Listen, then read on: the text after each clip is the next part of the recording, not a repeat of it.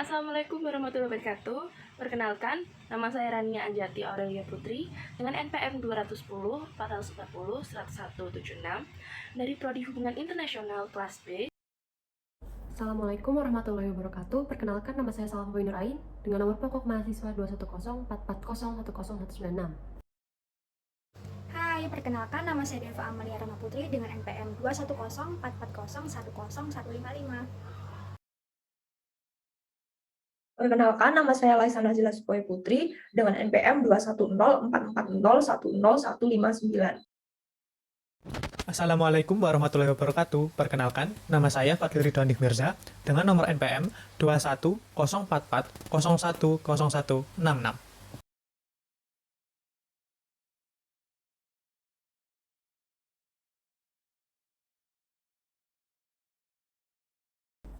Investasi asing langsung merupakan penanaman modal oleh investor secara langsung yang terjadi dalam kurun waktu jangka panjang dari suatu negara kepada negara lain. Investasi langsung meliputi pembelian lahan, pendirian pabrik, mesin-mesin perusahaan, properti tanah, rumah, bangunan, hingga emas. Pada investasi langsung, para investor harus menjadi orang pertama yang terlibat dalam pengelolaan, mengontrol kegiatan, serta ikut bertanggung jawab ketika mengalami kerugian. Investasi asing langsung dilakukan dengan tujuan untuk meningkatkan perekonomian suatu negara dengan kegiatan pembentukan modal. Besarnya investasi asing langsung berbanding lurus dengan tingkat pertumbuhan ekonomi suatu negara. Investasi langsung juga mampu menciptakan hubungan kerjasama yang stabil serta tahan lama antara dua bidang perekonomian negara. Kemudian dapat memudahkan antar negara dalam melakukan kegiatan transfer teknologi serta memudahkan setiap negara untuk melakukan promosi dalam mengenalkan produknya ke pasar internasional. Selanjutnya saya akan membahas tentang jenis investasi asing. Yang pertama ada FPI atau Foreign Portfolio Investment, merupakan investasi jangka pendek karena investor melakukan investasi keuangan berupa pembelian saham atau pembelian utang dan mengharapkan keuntungan dalam waktu yang singkat. Sementara yang kedua adalah FDI atau Foreign Direct Investment, merupakan materi yang akan kita bahas, merupakan investasi jangka panjang karena investor melakukan investasi berupa penanaman modal atau aset ke dalam suatu perusahaan yang membutuhkan waktu untuk mendapatkan keuntungan. Tentang waktu yang dibutuhkan adalah minimal setahun dan maksimal 5 tahun. Dalam FDI terbagi menjadi dua, yaitu FDI inflow dan FDI outflow. FDI inflow adalah investor asing melakukan investasi ke dalam negara, sementara FDI outflow adalah investor kita melakukan investasi ke luar negara tersebut. Gitu.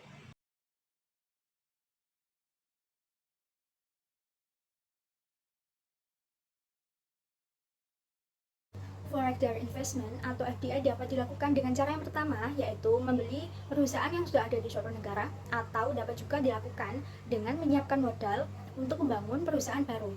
Yang kedua, ditandai dengan pembelian saham perusahaan suatu negara dengan minimal 10%. Yang ketiga adalah dengan pembelian atau pembangunan konstruksi pabrik serta pembelian tanah yang dilakukan oleh investor asing. Keuntungan serta manfaat FDI yaitu yang pertama adalah bertambahnya modal baru untuk pembiayaan pada sektor-sektor yang masih kekurangan dana. Yang kedua adalah berpotensi untuk mengurangi pengangguran karena banyaknya lapangan pekerjaan baru. Yang ketiga adalah mendapatkan insentif pajak yang akan meningkatkan pendapatan negara. Yang keempat adalah mempermudah perusahaan lokal untuk masuk ke dalam pasar global. Yang kelima adalah meningkatkan peluang kerjasama dan ekspor untuk pelaku UMKM. Dalam sebuah artikel yang dilaporkan oleh situs berita resmi CNBC pada tanggal 21 Januari 2021, menyebutkan bahwa China melampaui Amerika Serikat sebagai penerima FDI terbesar selama pandemi COVID-19. Nilai investasi di Amerika Serikat merosot sebanyak 49% lebih rendah daripada negara-negara maju, sedangkan China mengalami sedikit peningkatan dalam FDI inflow sebesar 4%. Alasan China banyak menerima FDI selama pandemi dibandingkan Amerika Serikat dapat dikarenakan oleh dua faktor. Faktor pertama yaitu market size. Peningkatan market size dapat dilihat dari melimpahnya produksi masker dan alat pelindung diri di China, yang mana pemakaian benda-benda tersebut dibutuhkan semua orang selama pandemi COVID-19.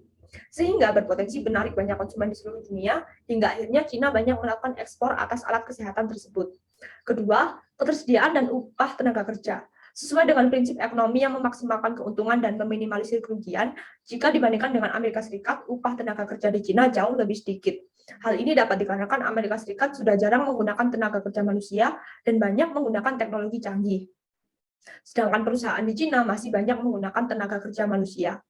Dengan demikian, adanya kasus tersebut tidak terlepas dari beberapa faktor yang berpengaruh terhadap masuknya FDI ke suatu negara, yang membuat para investor asing menentukan potensi pasar dan bisnis mereka ke depannya.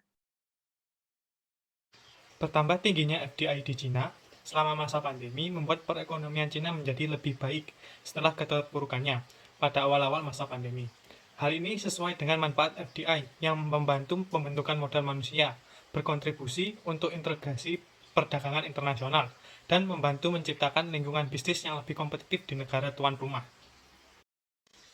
Berdasarkan data 2020 yang ditulis oleh Konferensi Perdagangan dan Pembangunan Perserikatan Bangsa-Bangsa dalam sebuah laporan, Cina membawa arus masuk sebesar 163 miliar, dan sedangkan Amerika Serikat hanya mendapatkan 134 miliar. Sekian dari kelompok kami, kurang lebihnya jika kami ada salah kata, mohon dimaafkan. Terima kasih sudah menonton.